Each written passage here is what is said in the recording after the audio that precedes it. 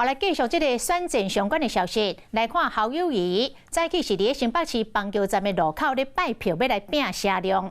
侯友宜竞选总部的总干事李乾隆来预估，讲这个侯友宜若伫咧北部会当赢超过100万票，安尼就有机会来当选。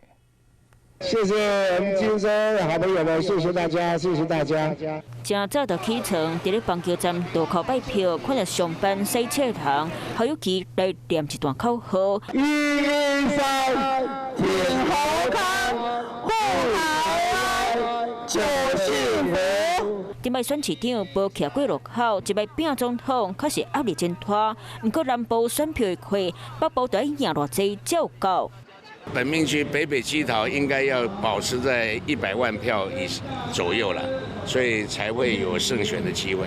我们一直有很高的这个期待。选战村在讲气候保官未实现，不过郭文泰一直咧讲侯康培是中国的支持人选。柯文哲已经选到脑筋不清了哦，我觉得真的意识形态脑筋不清了哈。我说中共在香港胡作非为，把香港搞一塌糊涂，把黎智英还关在里面，应该赶快把黎智英放出来。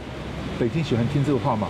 你柯文哲照我话讲一遍，请柯文哲照我的话讲一遍，看看柯文哲敢不敢？面对郭文泰无会好面色，前一天辩论会，赵少康嘛用食牛排或者是食花来比喻两岸九日共识，就靠萧美琴批评有认同这人叫共识，把花起的人拢知晓。你有你的意见，我有我的意见，那我们就说好吧。